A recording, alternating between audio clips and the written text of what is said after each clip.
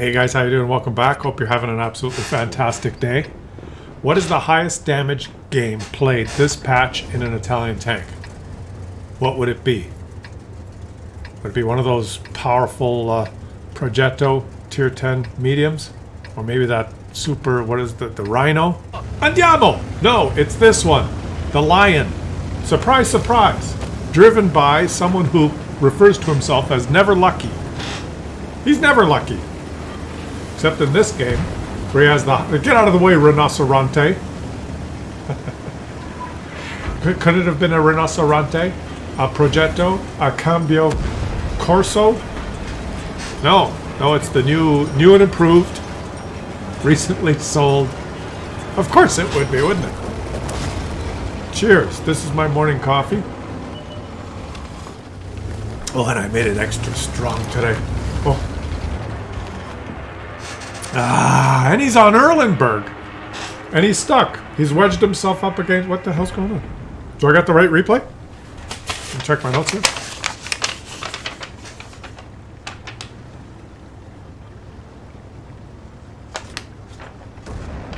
Don't worry, he gets better as the game goes on. Oh, okay. Don't worry, he gets better as the game goes on. I guess... Hey, he's gonna get better now. Okay, here he goes. He's gonna drive into the water. What is going on? This is the highest damage game in an Italian tank this patch. 1. L'abbiamo danneggiati. Now, guys, you give me your perspective, okay? They nerfed the Tier 10 and Tier 9 Italian medium tank, the Progetto. They nerfed it twice. Okay? They nerfed it twice because it was too powerful. And then they put this one in.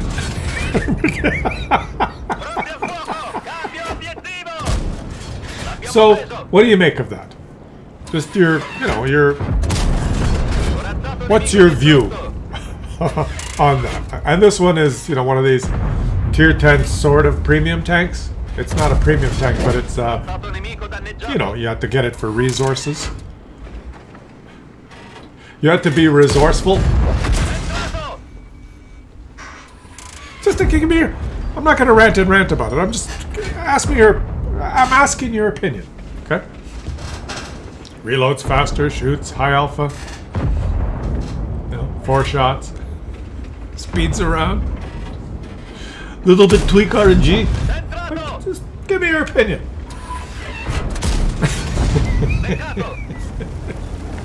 We're going to watch the 2 highest damage games played this patch in an Italian tank. And I'll let you guess what could possibly be the 2nd highest damage game. This guy's, he knows what he's doing, okay? There's 3 coming around the corner there. But does he have some backup? Let me just look in third person. Yes, he does. See, he has a lot of backup there. So if these guys come around the corner, it's not going to be a very healthy decision for them. So now he can he trade with the Type 5 Heavy? Maybe one of his teammates will... Yes, one of his teammates pumped a big shot and he bounced on a Chieftain prototype. Can he possibly do this? Oh boy. This guy knows what he's doing. He's aggressive yet cautious. Aggressive yet cautious. On a map, Erlenberg, that's not conducive to a tank that doesn't have a lot of armor. It's a tough thing to do. What he's doing, playing in the city like this and leaving his keyboard. What are you doing? This is a difficult thing to do when you're in a tank that cannot bounce a lot. So, you got to give hats off to this guy. He's just knows the map positions. He knows that even though he's close to the enemy, he's safe. He knows the lines of fire. And he can be aggressive yet, and surprise them like this. But he has cover, even though he's right in there. Right? And that's just, what's that called? That's, he has experience on the maps, right? He's experienced. All right, now, what does he do? He likes to just kind of, scope things out. And just chill and look from above and lurk. He's a lurker. Oh, there's another tank just appeared. A big heavy tank just appeared. He's kind of stuck there. But does he still have backup? Oh yeah, he has lots of backup. Now he's telling his team, I'm going. He's going to try and do this little... Like, look at this. He knows these little... What is that? I didn't even know you could shoot through that, but I guess you got to look through the little holes that Wargaming provides. Kind of dumb, though, isn't it? The tank has to be just the right height. And if you had one of those short tanks, you couldn't do it. Or if you had one of those really tall tanks, you couldn't do it. So maybe they designed that little hole just for the lion. Oh, wait a minute. The map came first. Which came first, the map or the tank? So they designed the lion so that it would fit in that little hole. Oh. And now he's got another little hole. Like, this guy's trying to shoot him, but he doesn't have a good shot. And he's tracked him. And he's going to track him again. No. Oh, screen not penetrated. Did you notice that Did anyone know that the T-30 had a screen? I thought it was a gun mantlet. That's what they used to call it when I started the game.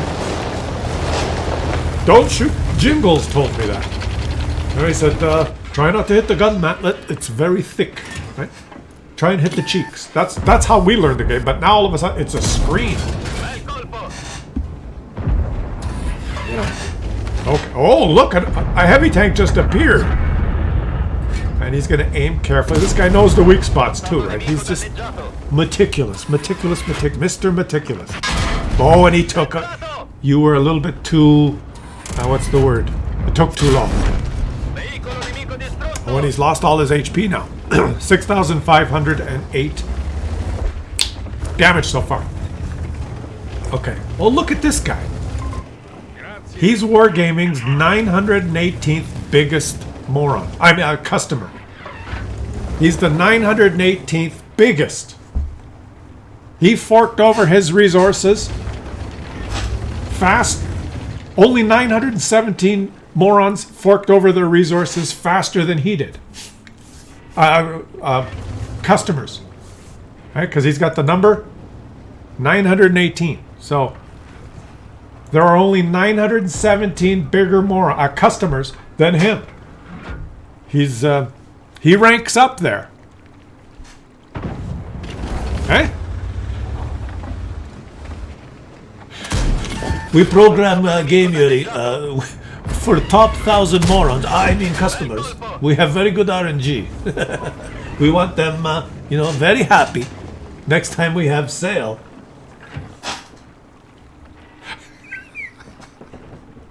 Like, guys, that was absolutely brilliant. Like, WarGaming, love them or hate them, but they're absolute geniuses. All right? I'm going to put up my hand here and say WarGaming, the company and their methods, they are geniuses. They are. You have to love them or hate them. Complain all you want. They are freaking geniuses. They actually came up with a plan and a system where they will advertise on your tank, right? Advertise on your tank how good a customer you are. They have a mechanic in the game which advertises to everyone and records for themselves how big a customer you are. How excited and how willing you are to fork over your money, resources, how quickly you are to react to anything that they offer. You could be number one. And I watched videos from some of the CCs, right? Some of the EU CCs. And when things came on sale, I remember watching a couple, I remain nameless, CCs trying to log on to the game. Alt, enter, trying to log on to see when the patch would fall. Re-enter, log out, re-enter, log out, re-enter. Oh, okay, and rush as fast as they could. 46 million credits! And oh, I got 753. Oh. Just disappointed that they were only the 763rd biggest moron customer. Right? And so they have that recorded, and part of their mechanic is they know how good a customer you are. And then they program the game. And what do you think? What do you think if you are a customer, the third, if you owned one of these and you were number 3? Or 2 or 1, if you were the WarGaming's third biggest customer, what do you think your RNG will be like? Genius, right? Absolute genius. Think about it. It's like a loyalty program. Like, would you be proud? I have to go on with this just a little bit. It's a little bit of an analogy. Let's say like you like Big Macs, right? You know they're not good for you and you're gaining weight. But you love those Big Macs. And McDonald's Corporation came up with a gimmick that the guy who buys the most Big Macs per week would have like a number 1 on his license plate of his car. Big 1. You could be driving around in your car and it was a big 743. Would you be proud? Hey, that guy's McDonald's 743rd biggest moron customer. Oh, but in this game, it's a sign of prestige to advertise how readily you will fork over your resources to WarGaming. How quickly you will log in and press the button to buy, purchase, buy. Oh, damn it! I was only number 786.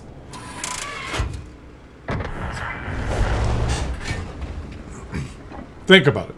A genius. So, any company that can come up with that can sell that, like if they can sell that, they are just freaking geniuses.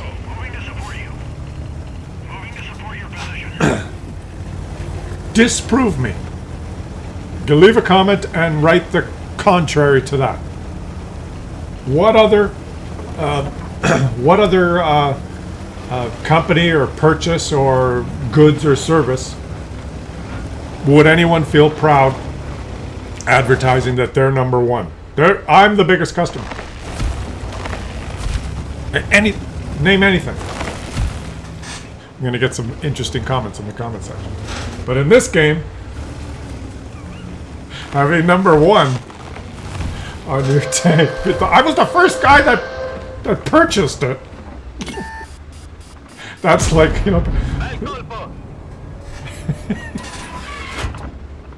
it's funny.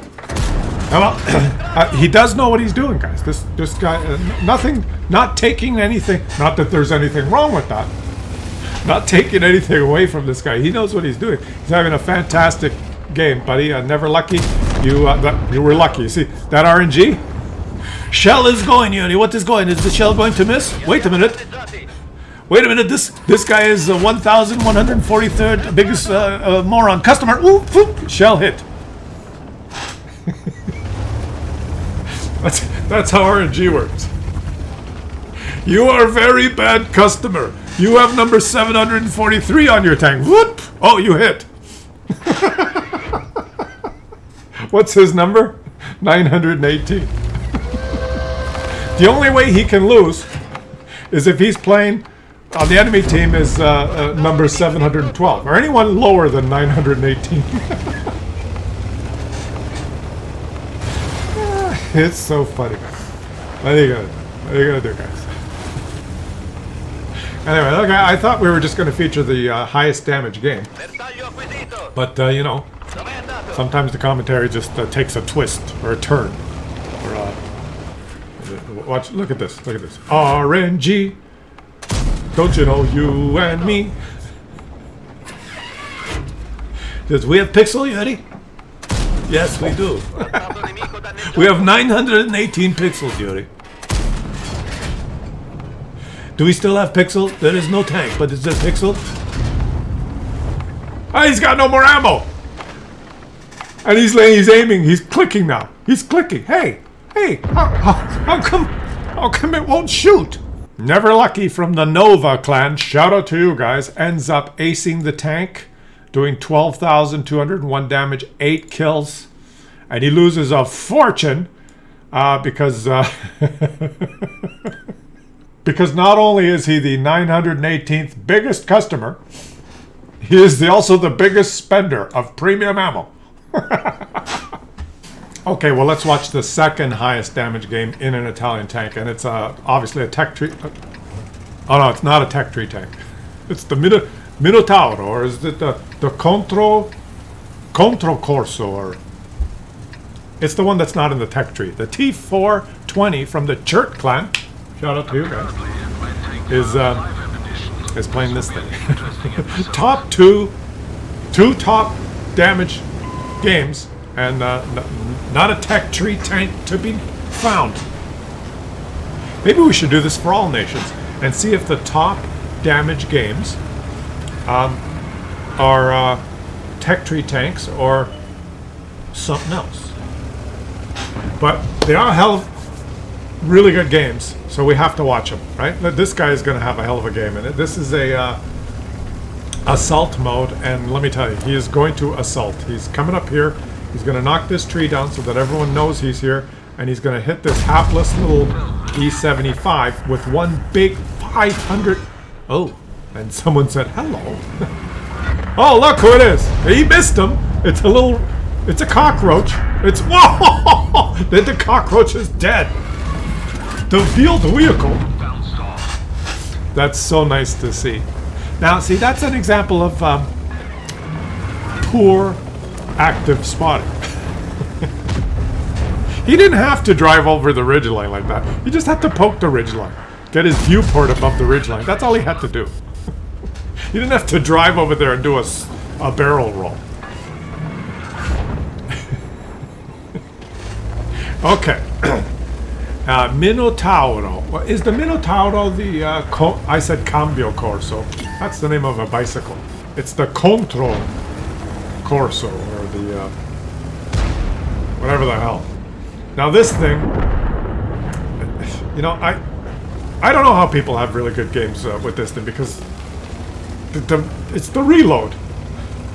It's the reload, right? But look at this. He knows what he's doing, and he's just pumps one in there. And now he's got this reload. And here, this guy's he's got the reload. He's getting behind the dead tank, and he bounced a shot. Good for you.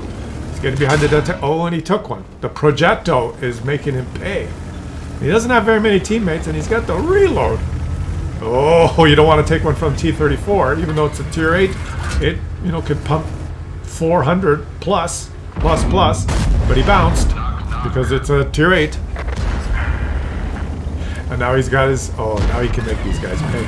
Oh, he took one from the sniper at the back. He took one for the Scharfeuter, pumps another one and misses. And this guy's just playing the ridgeline like a boss. It's the reload on this thing. You know, you got the 5 shells, but it's a long time between shells. You got to get the knack of playing this thing. You got to... With a lot of autoloaders, when you poke that ridgeline, you want to pump out all your shots. You know, boom, boom, boom, boom. But with this one, it takes too long, because the reload between shots is just that little... You'd be exposed too long.